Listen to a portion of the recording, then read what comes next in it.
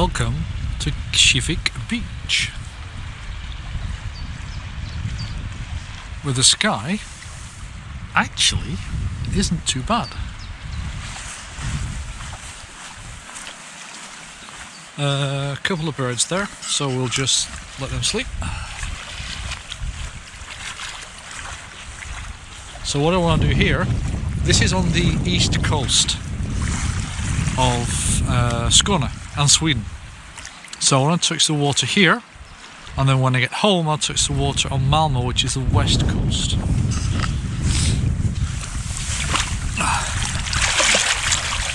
Yep, done. Just do it again. There we go. Oh my god, that's cold. Right, done. Now I can go. I'm not saying it's windy up here, but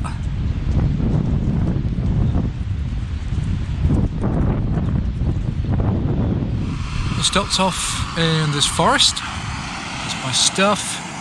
The road's there, that's what I've been walking along. You can see there's quite a bit of mess here actually.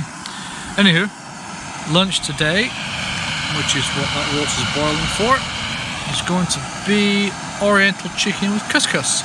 First time I've had this, so let's see how it goes. When you're out hiking, there's something called the leave no trace principle. And what that means is you tidy up all your rubbish. If you have had lunch somewhere, then you make sure that there's no indication that you've been there. So there, for example, is where I've just had lunch. As you can see, there's literally no indication, there's no rubbish, there's no nothing.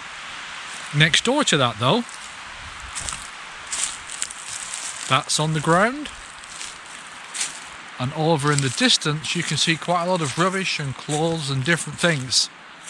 And this is Sweden, where we have allemansrätt, which basically means you have the right to go almost anywhere in Sweden that you want.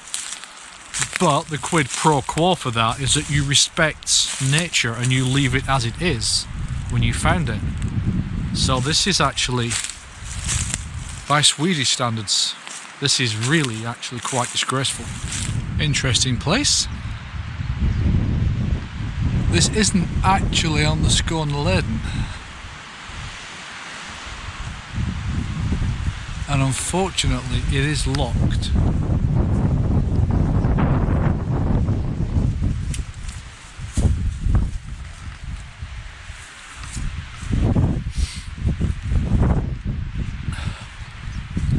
It does describe what it is here, and since my Swedish isn't good enough, I think it's a place where you dry things, an old stone building, which would make sense given how it is both stone and really old. I have no idea what the hell is made up of, but what really worries me is what's dangling from that tree over there. Behind me up there is the old aluminium works. The other side of them is where that large hill was.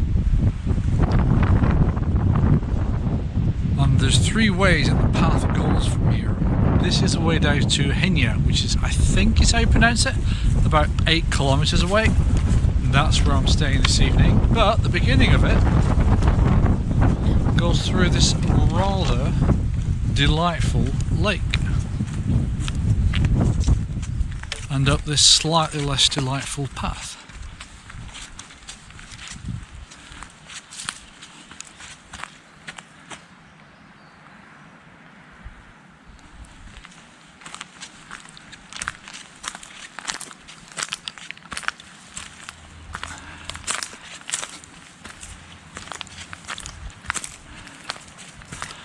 And this is basically how you go through the Skåneleden.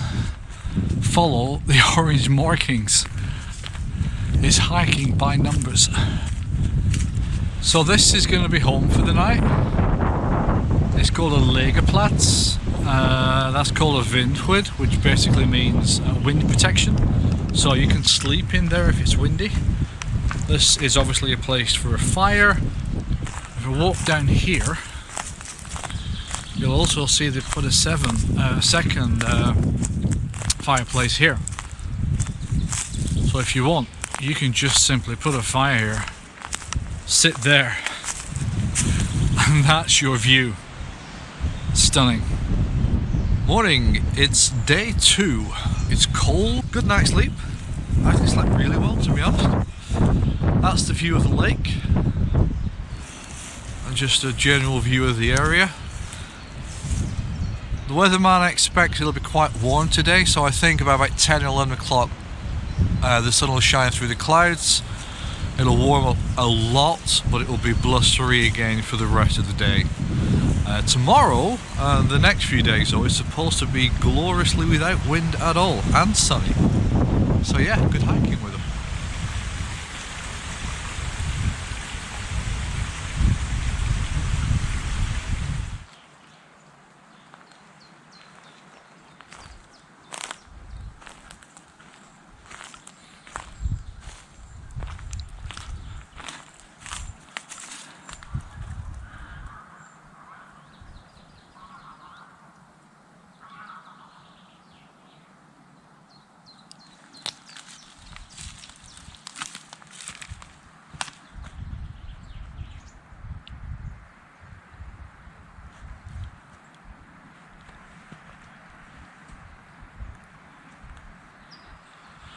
Well, it was a lot colder last night. Might have gone to below 0 a little bit, which explains why I was shivering.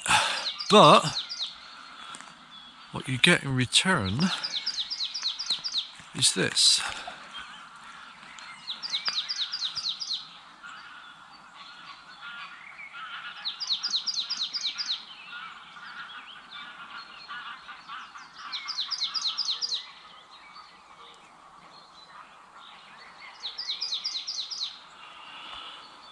And even though I can see my breath in front of me, it's worth it. Look at that. It'll warm up fairly quickly. It was cold last night because there is no clouds at all in the sky, and it was completely overcast yesterday morning.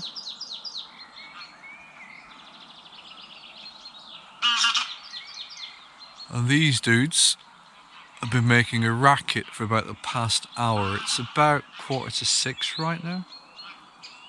This place is about 700 meters from where I stayed last night. So you can see you've got seats for around fire pits. Tons of places to pitch your tent. This is perfectly flat. And that's what it looks out on. The lake. There's even swings. This is a real playground. Oh yeah, in summertime, even possibly this weekend, since the weather's going to be so good. I'm not going to try it because with my weight I'll probably break it. And even here, a direct little pathway to the lake. Isn't that gorgeous? That's a castle, but I'm not sure which one. It's just at the edge of the lake that I was staying in last night. Oh, the lake I was staying by last night, not staying in. This is the place where I switched from the SL4 or Skåneleden 4 onto Skåneleden 2. So Blentorp is where I'm going to have lunch, 11 kilometers, and then Durrad, 23 kilometers is where I am going to sleep tonight, I hope. Skåneleden is, I'm not going there because that's near Lund. That's not where I want to end. So yeah, so I've just come from up here, and this is where I take a very sharp right onto this trail. Oh, there's a bathroom. Oh my god, is it open? These bathrooms are the second best thing on the trail. It's open. Oh, that doesn't look good. Oh, bloody hell. Oh, maybe I can wait. Well, as soon as my body saw that, it decided it needed to go. So I went. Interesting fight. My poop smelled worse than anything that was in there. So, pro tip, always make sure that you bring tissues, and second pro tip, also make sure that you always bring wet wipes, because neither of them were in there. I have them, by the way, just in case you're wondering. You come across some of the strangest things on this trail. So this is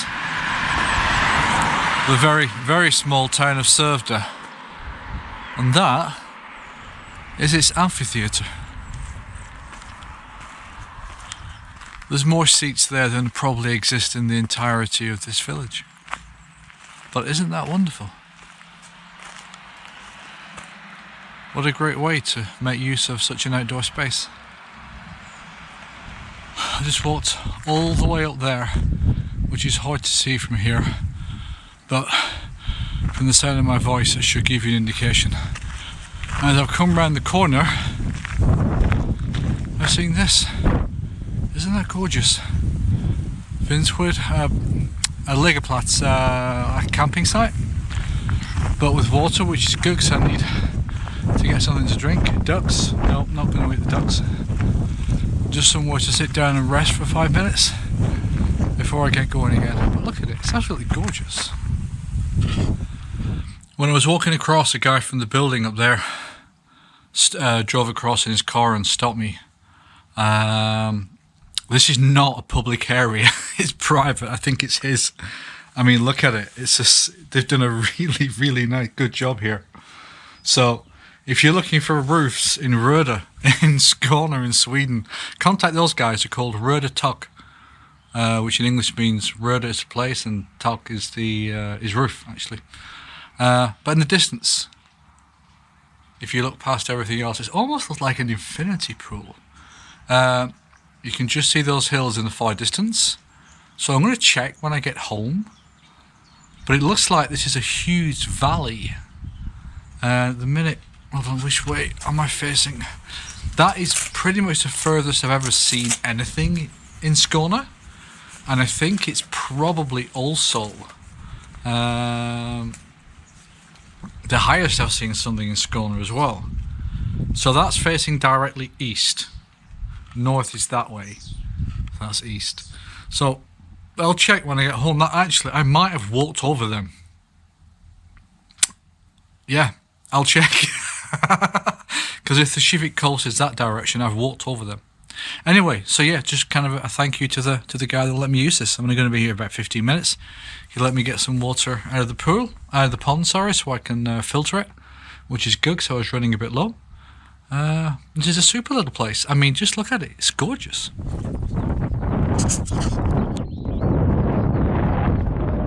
That is just amazing. Over there in the distance, I think was roughly where I was maybe 10, 15, 20 minutes ago. So, that's where I'm going now. So, this is where I'm staying tonight. As you can see, it's got all the mod cons, so fireplaces, which as usual I'm not going to use, firewood, a big hill to climb up because it's Skåne, a toilet with a door that doesn't close, so I'm going to have to hold that closed if I want to go to number 2. Tents here. There is supposed to be a well around here. I've hunted but I can't find it. I have enough water for tonight, so that's fine. And it is a little more blustery, windy than I would expect, but that's okay. Morning. It's about 6 o'clock in the morning in Dorp. Just woken up. Slept well. All stood outside now. I'm very cold. Yeah, there's the sunrise, just peeking its way over that hill over there. Isn't that gorgeous? And that's just a view. So when that sun comes up a little higher, I think it'll be bathed in like a golden light across here. Look at that, isn't that beautiful? Down on the ground, I think there's kind of a mist going through if I see properly. So this morning, 12 kilometers to do, and then 12 in the afternoon. And then today's the penultimate day, so home tomorrow. We'll go down that track there, down the hill, swing to the left, then over kind of past that blue car down there, past that house, and then off in that direction somewhere. I'll leave you with that view of the sun. Trees in the background. So let me start here. Well, I just walk through here. This is natural forest. You can kind of see the trees are fairly old. They're not really planted rigidly in lines or anything like that. The trees in the background there, that's planted, that's managed, a managed forest. And that is what it looks like when it's logged. The logging machinery.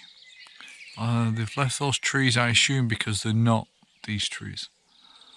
And yeah, you can kind of see what it looks like, the difference between this forest and what they've done here.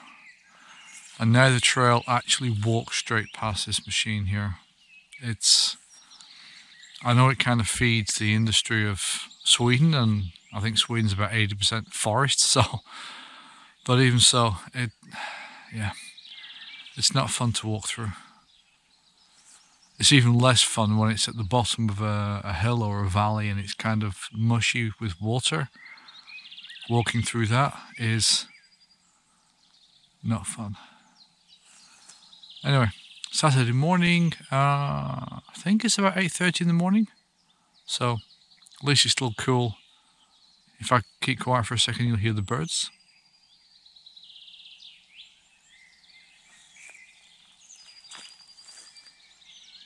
Something like this should not be in a forest. If you look at those tires, look how big and wide they are, and look at the treads. They wreck roads and they wreck forest paths, so you can't really see it here. But there's many times, especially here in Häckeberga, where I've walked through a track or an area and it's just complete mulch. You end up ankle deep in mud because of the damage that something like that has done.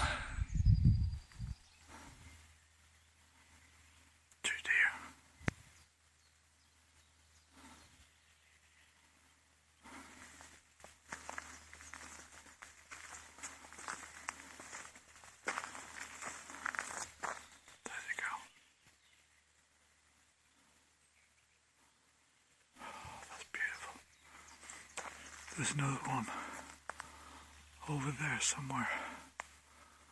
I just heard it about 30 seconds before I saw those two. The last time I came through Häckeberga was coming from that direction through here and over there.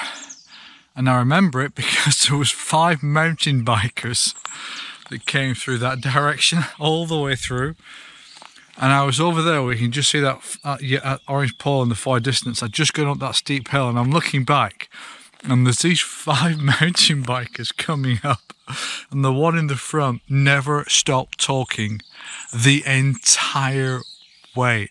He went past me, down to the left, all the way down. I could hear him for at least a couple of kilometers. Anyway, I'm going from that direction, so I'm going in the opposite direction now, so top to bottom actually. So I'm going to stop here for 10 minutes, have a break, quick drink, and just sink in the atmosphere. The sun's coming up, but it's not very hot yet, which is perfect. It's always nicer to hike when it's a bit cooler. Behind me, I kind of mentioned before about logging. You can see the damage that those tracks make. It's not good, but at least they're not on the trail. That's good. So you can kind of look up these magnificent trees. I'm so curious to know how old they are. I think the last time I was here it was windy. There's no wind now, and they were moving. That was another Lord of the Rings moment. So I'm going to sit down facing that direction and enjoy the view. I'm walking through a golf course right now, and I'm sat in a loo, which I assume is public because it's directly on the path. And I kid you not, it's scented. It's actually scented. I've got my kit in here, and I'm talking quietly, just in case I'm not supposed to use this. But this is, I think that's the scent. That's what's making the scent. Oh my god, they actually have a scented outdoor bathroom. I love this place. I've had a bee following me from Huebo, which is like 2.5 days away. And I'm sure that's the guy. You can just see him kind of going around. I've started calling him my trail bee. I'm sure it's the same bee for the last 50, 60, 70 kilometres. See? He knows my pack. It's 7:30 in the morning. This is Torup at this time. I'm all packed up. That's where I had the tent last night. Yeah, it's a very different place to what it was even 11 o'clock last night. They were still playing loud music. Basically everyone's gone, even the tent that was down by the river down here, even that's gone, which surprised me because that was still there at 7 o'clock last night. Right, so I've got a 14k walk to get to, here is Torup to get to Bultofte. And then from Bultofte I'll have a bit of lunch and just kind of rest my feet. And then it's 7k to the Malmö coast. And at that point I'm done. I'm going to see if it's a smart idea to walk across that tree trunk. I don't think it is. I'm going to take a different route. I'll take the rocks down there. They left, actually to be fair, yeah, they've left quite a bit of rubbish last night. You can see in the river. Nah, that's not good. I could be wrong, but I don't think the owners of this place want anybody going up that path. That's been there for a long time. It's been sold as well, so yeah, that's very, very deliberate. This is the 3rd or 4th golf course I've walked past on this trek. That golf house in the distance is beautiful. But what I'm going to do is just, you can see that track on the outside, it just goes up there. Just going to see if they've got toilets on that track. If they do, I'm going to try and get in and use one, but I can't see them. I have to say that toilet yesterday at the golf course, I mean that just wins hands down anywhere I've been on this trip. In the distance, that's the first sight I've had of the Twisted Torso, the biggest building in Malmö. Not far to go now. So I started on the SL4 and went on to the SL2, and this is the first sign I've seen with the SL5. So I'm about 1 kilometre away from Bultofte, which is in that direction, and that's the direction I've just come from. So Bultofte is the end of the Skåneleden, at least it's part of it anyway, and from there it's a 7 kilometre hike to the coast, and then I'm done.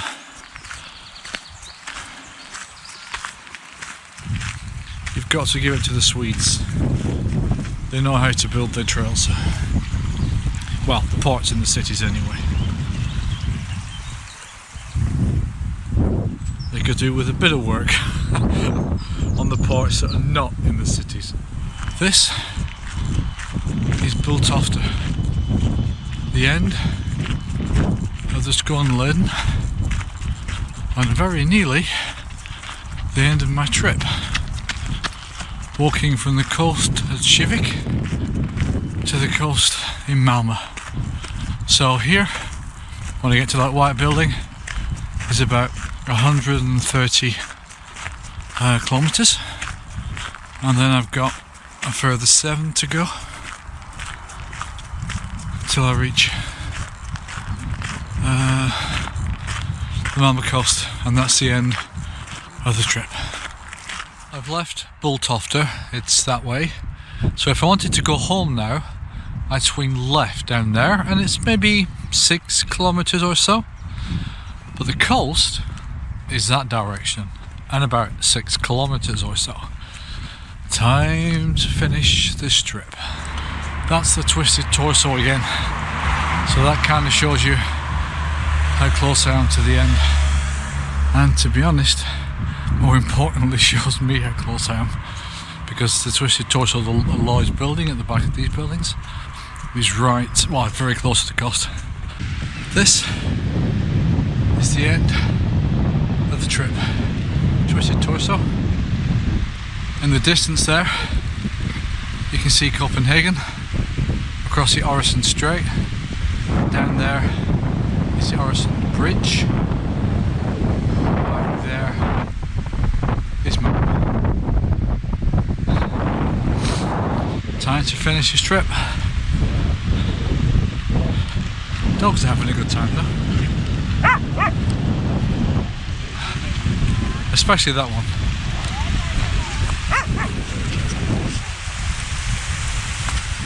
Right,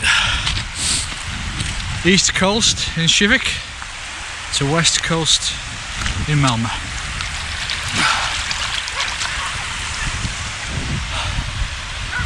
Done it. 137-ish kilometers. That was hard, but I do have celebratory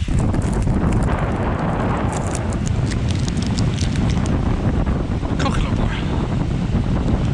I think it's coconut, cocos, yeah, I think so. So, I'm gonna grab a bus, the nearest bus, eat this, and go home.